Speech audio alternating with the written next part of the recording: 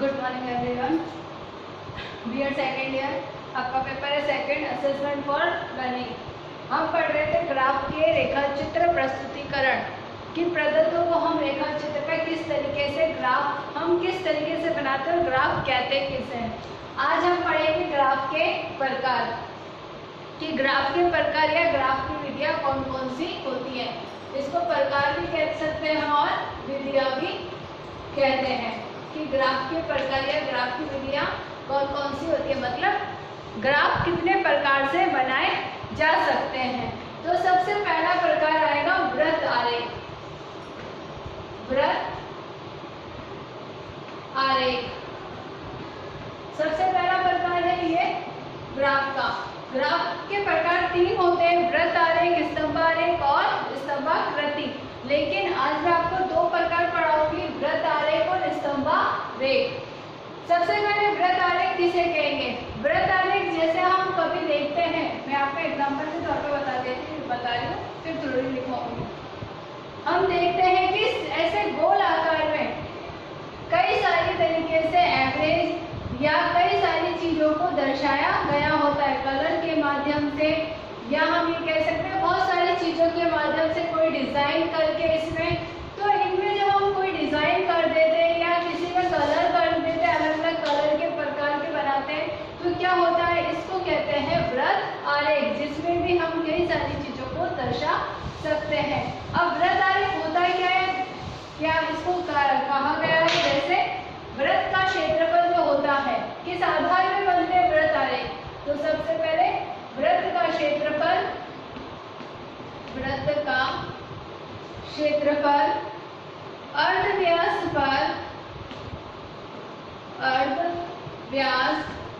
पर निर्भर,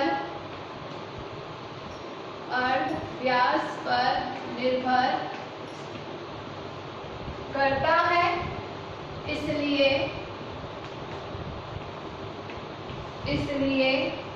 वर्गों की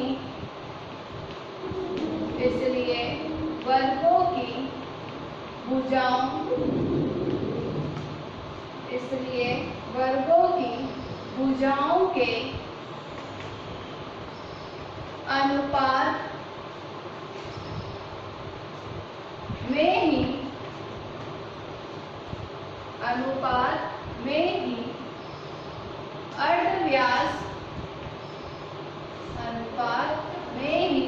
अर्धव्यास लेकर वर्गों के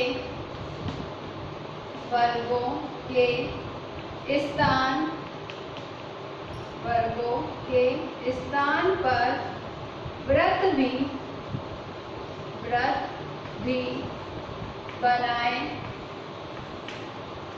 बनाए जा सकते हैं। जैसे यदि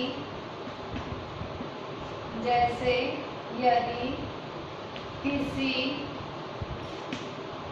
वृत्त की त्रिज्या दूसरे वृत्त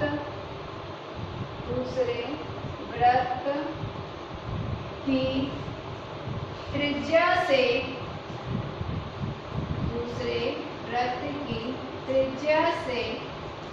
दुगनी की जाए तो उसका क्षेत्रफल दूसरे वृत्त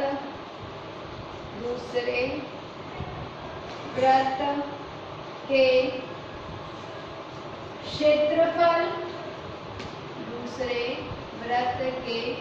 क्षेत्रफल से चौगुना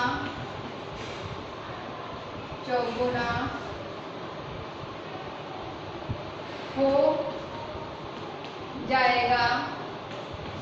इसी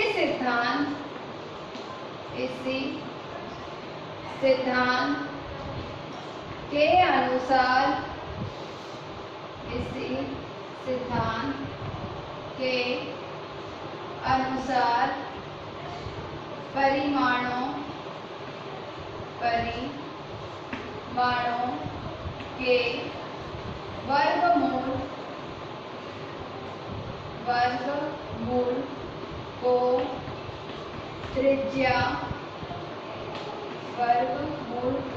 त्रिज्या मानकर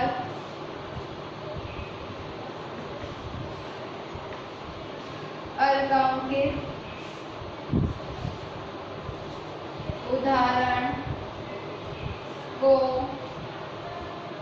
वृत्त चित्र द्वारा प्रदर्शित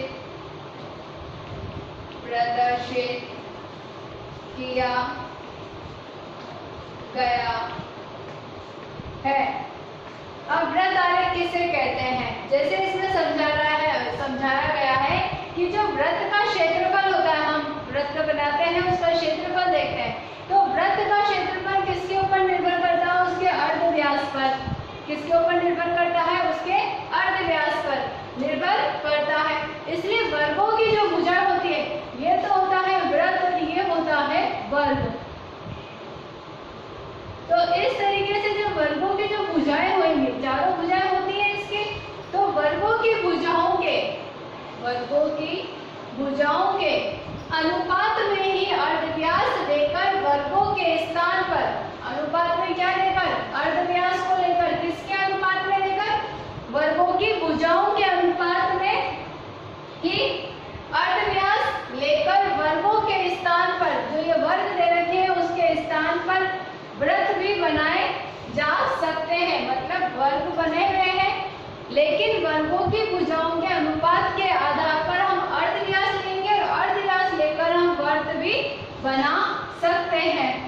जैसे यदि किसी वृत्त का उदाहरण दे रखा है, एग्जाम्पल बता रखा है, यदि किसी वृत्त की त्रिज्या, जो त्रिज्या दे रखी है किसकी? किसी वृत्त की दूसरे वृत्त की त्रिज्या की, दूसरा जो वृत्त है, सपोज मान लो एक वृत्त है दूसरा वृत्त है, तो दूसरे वृत्त की त्रिज्या की दुगनी की जाए, मतलब दो वृत्तों को जोड़ा जाए तो दोनों त्रिज्या जब जुड़ेंगी तो दुगनी हो जाएंगी। दोनों की त्रिज्या दुगनी की जाए तो उसका क्षेत्रफल दूसरे वृत्त का क्या है? किसका क्षेत्रफल जो है ना, वो दूसरे वृत्त के क्षेत्रफल का चौगुना हो जाएगा। इसी सिद्धांत के अनुसार परिमाणों के वर्गमूल, जब हम परिमाणों के आधार पर वर्गमूल को त्रिज्या मानकर अंकित करते हैं, तो उदाहरण को वृत्त चित्र द्वारा प्रदर्शित किया जा सकता है। कि हम इस तरीके से वृत्त चित्र, वर्ग अगर बना हुआ है तो वर्ग की भुजाओं के आधार पर हम वृत्त चित्र का निर्माण भी कर सकते हैं। उसे हम कहते हैं वृत्त आलेख। पहला है। दूसरा है स्तंभालेख। दूसरा है प्रकार या विधि जो दूसरी है स्तंभालेख। लेकिन स्तंभालेख के बहुत सारे तरीकों से बनते हैं, इसके भी कई सारे प्रकार हैं। पहला और दूसरा है स्तंभालेख।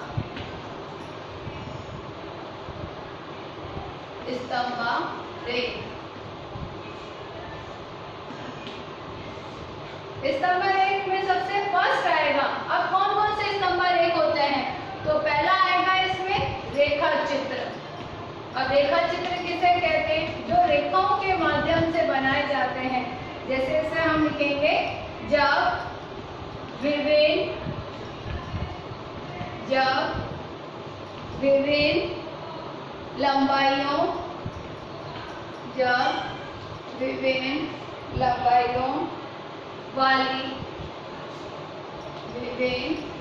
लंबाइयों वाली साधारण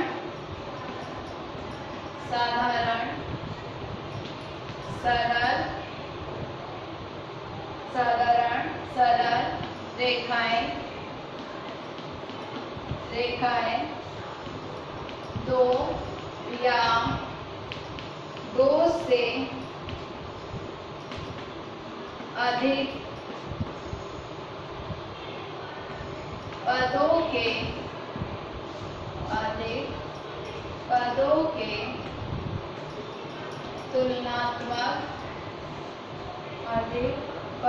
के तुलनात्मक अध्ययन के लिए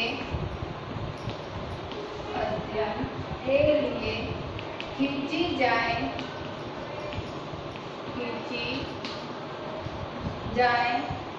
तो इस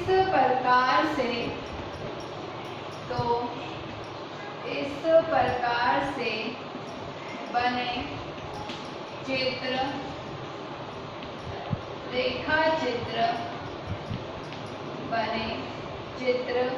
रेखाचित्र कहलाते हैं। रेखाएं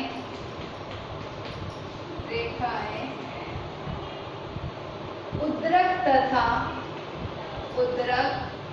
क्षैतिज किसी भी प्रकार की हो सकती है।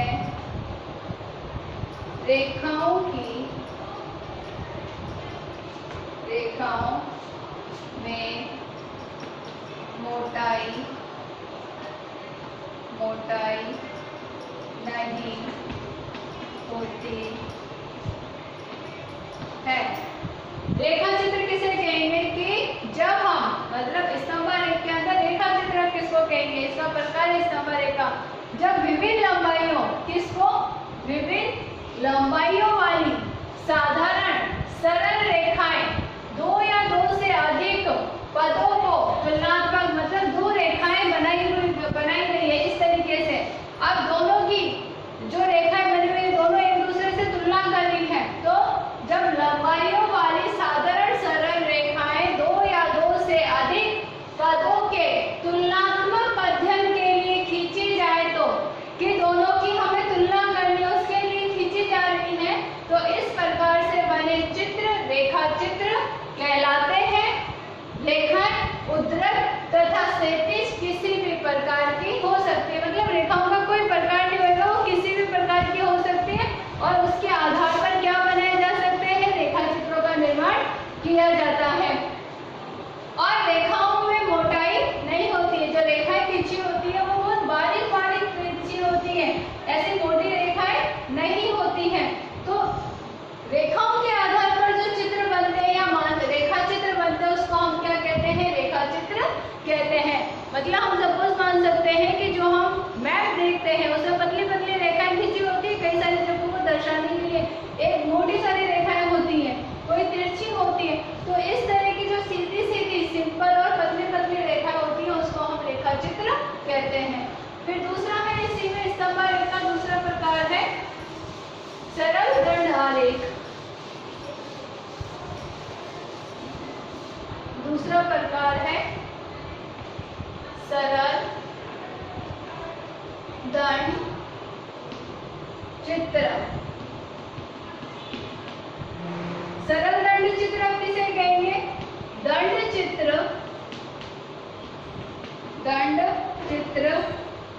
व रेखा चित्र, दंड चित्र व रेखा चित्र में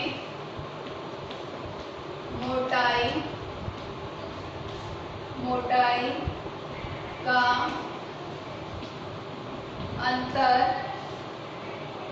होता है। यह मोटाई चित्र को आकर्षक बनाने के लिए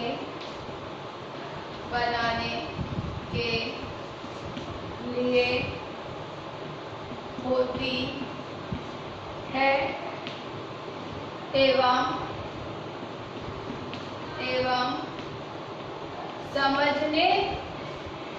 समझने में आसान होते हैं, समझने में आसान होते हैं, सरल सरल दंड रचना में, सरल दंड रचना में आसानी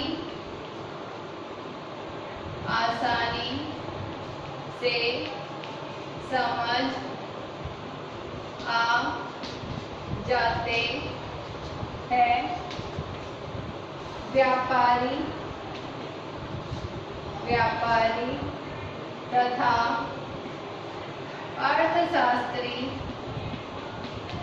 व्यापारी तथा अर्थशास्त्री अधिकतर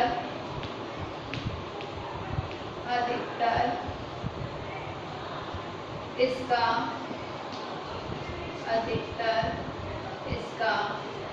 प्रयोग करते हैं, क्योंकि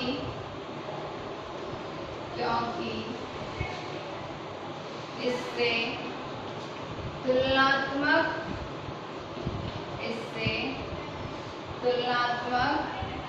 अध्ययन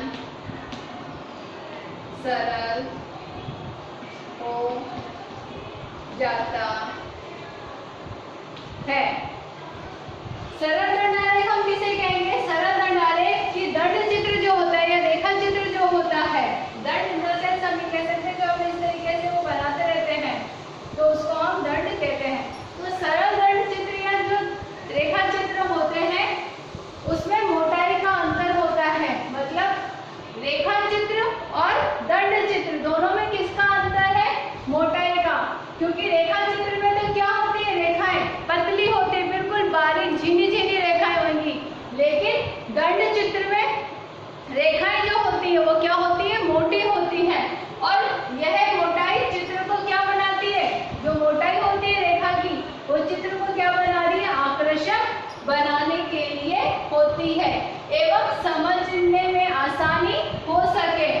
सरल दंड रचना में आसानी से समझा जा सके, मतलब जब रेखाएं खिंच रही है, मोटी मोटी खिंच रही है, तो उसको आसानी से समझा जा सके। हम मैप देखते हैं, जब हम मैप देखते हैं तो उसमें कई बारीक बारीक रेखाएं होती हैं, लेकिन कुछ एक रेखाएं जो होती है, जो हम ये कह सकते हैं कि एक जगह को प्रदर्शित कर रही है या किसी जगह को मोटी मोटी होती है, तो उसको क्या कहेंगे? हम दंड चित्र कहते हैं।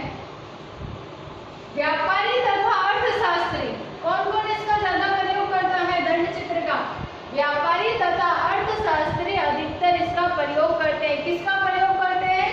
सरल दंड चित्र का प्रयोग करते हैं, क्योंकि इससे तुलनात्मक अध्ययन सरल हो जाता है। दोनों में तुलना करना आसानी होती है, इसलिए व्यापारी और अर्थशास्त्री इसका ज्यादा प्रयोग करते हैं। तीसरा है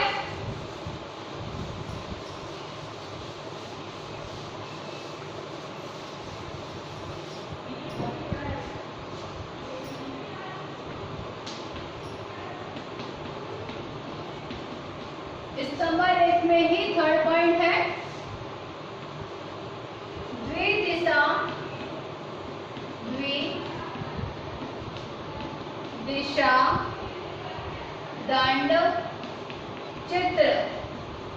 द्विदिशा दंड चित्र। अब द्विदिशा दंड चित्र किसे कहेंगे? स्तंभ आरेख का ही तीसरा प्रकार है ये द्विदिशा दंड चित्र। तो इसमें हम लिखेंगे सरल दंड चित्रों, सरल दंड चित्रों में दंडों की दिशा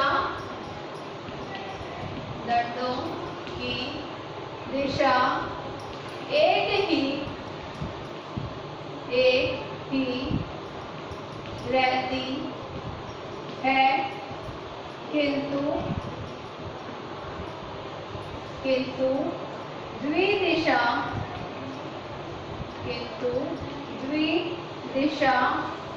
दंड चित्रों में, किंतु दंड चित्रों में, किंतु दंड चित्रों में एक ही रहती, एक ही आधार, एक ही आधार के दोनों आर दंडों की रचना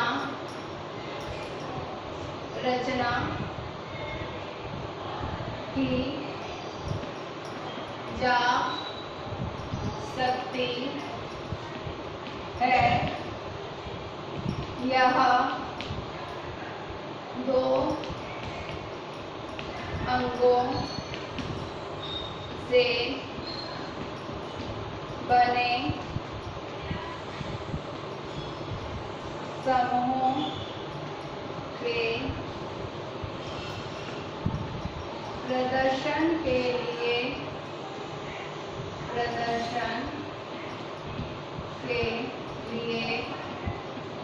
होता है। यह क्षैतिज और ऊर्ध्वाधर दोनों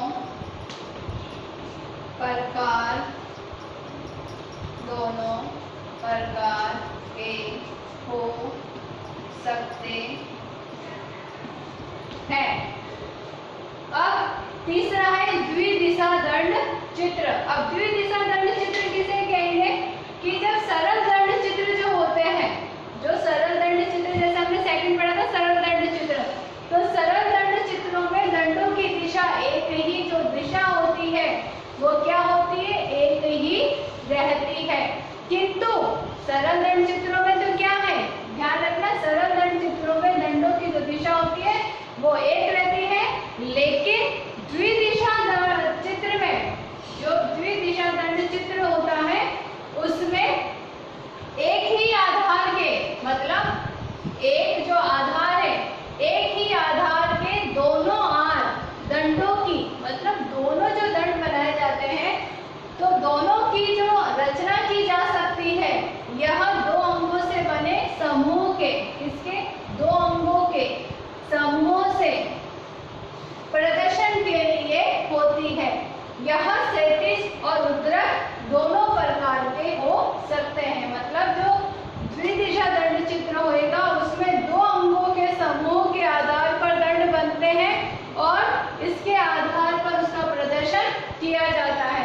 और क्षैतिज और ऊर्ध्वाधर दोनों प्रकार के होते हैं। फिर फोर्थ है अंतः विभक्त दंड चित्र।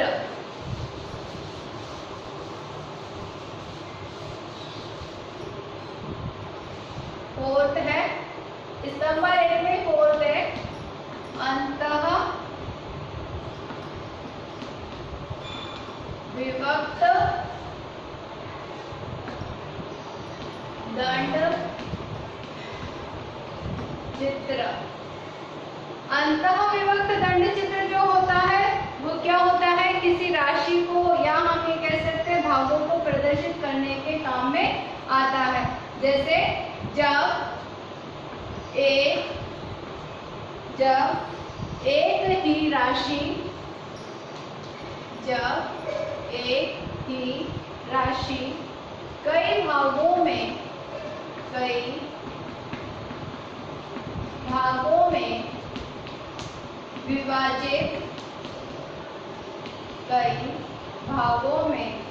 विभाजित हो तो कुल राशि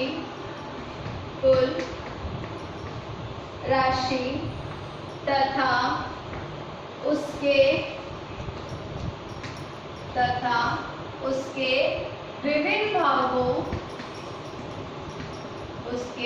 विभिन्न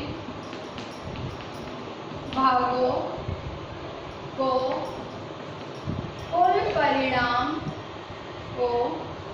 कुल परिणाम के साथ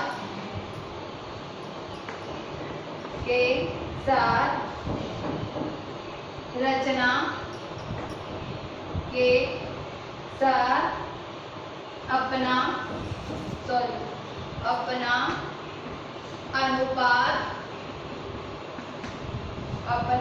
अनुपात प्रकट करते हैं और एक दूसरे के साथ तुलनीय या तुलना होते हैं।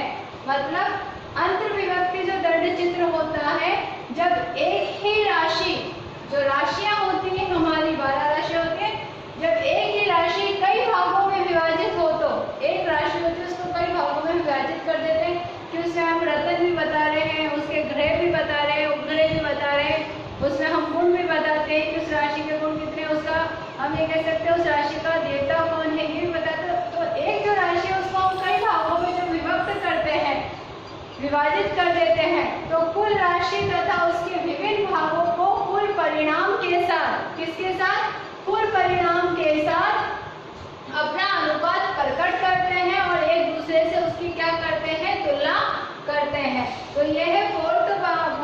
फिर फिफ्थ है प्रतिशत दंड चित्र। प्रतिशत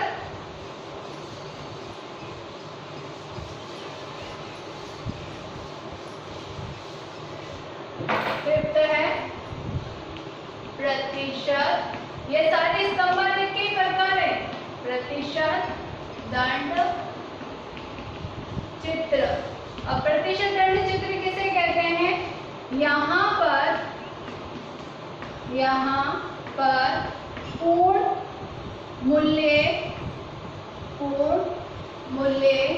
को 100 मानकर, पूर्ण मूल्य को 100 मानकर उसके विभिन्न भागों, उसके विभिन्न भागों को प्रतिशत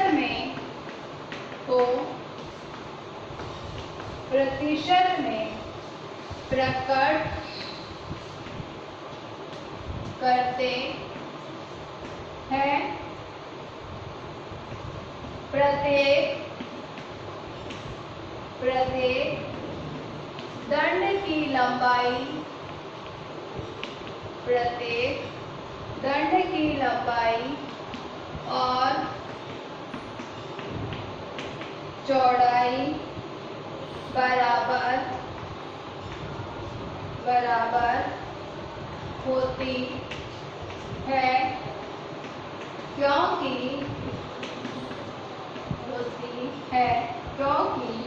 सभी खंड 100 के बराबर होते हैं।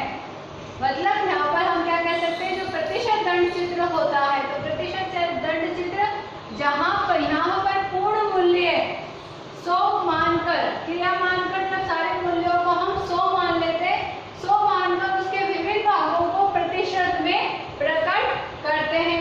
और प्रत्येक दंड की जो लंबाई और चौड़ाई होती है वो इक्वली होती है, क्योंकि सभी जो खंड होते हैं वो 100 के बराबर होते हैं।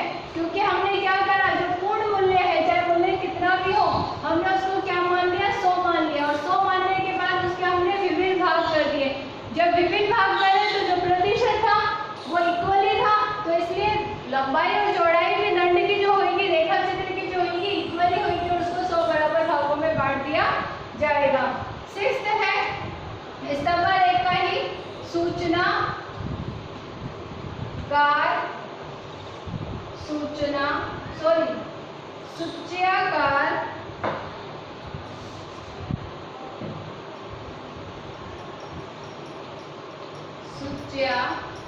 कार चित्र। अब सूच्याकार चित्र किसे कहते हैं? इस चित्र की आकृति पिरामिड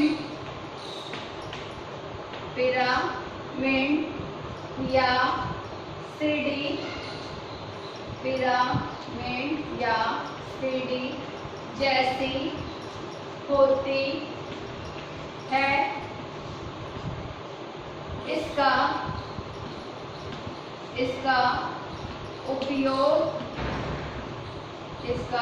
उपयोग यहाँ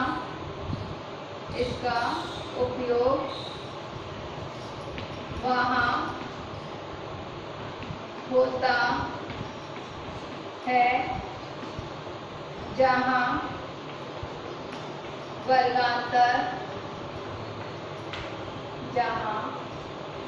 वर्गांतर हो तथा दो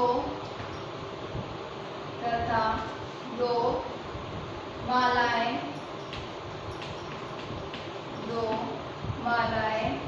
हों। आदि के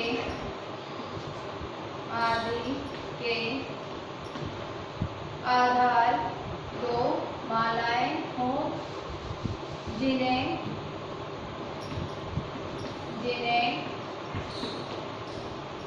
अंतःविभक्ति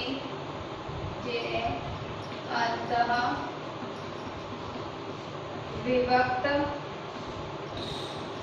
दंडों द्वारा दिखाना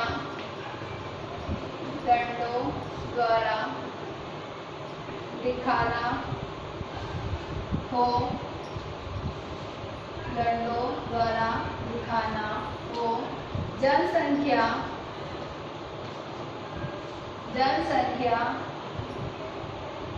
का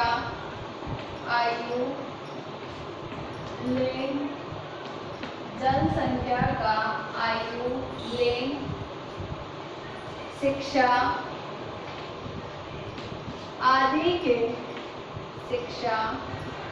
आदि के आधार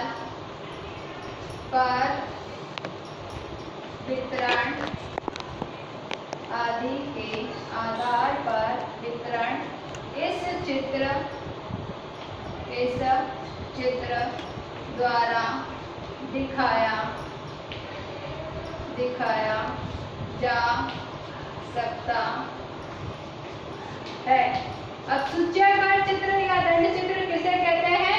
कि इस चित्र की आकृति जो पिरामिड के समान होती है या सीढ़ी के जैसी होती है, इसकी आकृति जब हम चित्र बनाते हैं तो इसका उपयोग वहां होता है जहां पर या तो दो वर्गांतर हो या फिर वर्गांतर जैसे 40 और 4 = 10 इस तरीके से वर्गांतर दे रखा हो, तथा दो मालाएं हो या फिर दो संख्या एक साथ चल रही हो जिन्हें अंतर्विभक्त दंडों द्वारा दिखाना हो। मतलब इसमें हम किस चीज को बताते हैं? जनसंख्या में जब हम आयु लिंग शिक्षा आदि के आधार पर जब वितरण करते हैं तो इसको हम सूच्याकार दंड चित्र कहते हैं। इसके आगे स्तंभालेख के और प्रकार जो मैं आपको नेक्स्ट वीडियो में कराऊंगी। आज आपका गृह कार्य प्रश्न है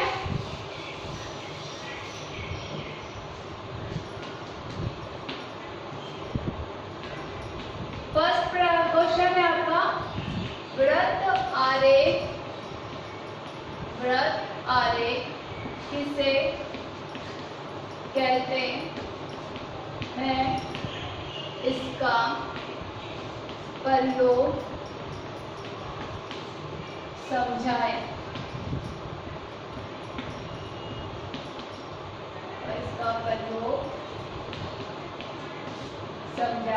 और सेकंड क्वेश्चन है स्तंभालेख के प्रकार कौन से है? ये दो गृह कार्य प्रश्न है आपके। घर पे रहिए, सुरक्षित रहिए। जब भी घर से बाहर जाए मास्क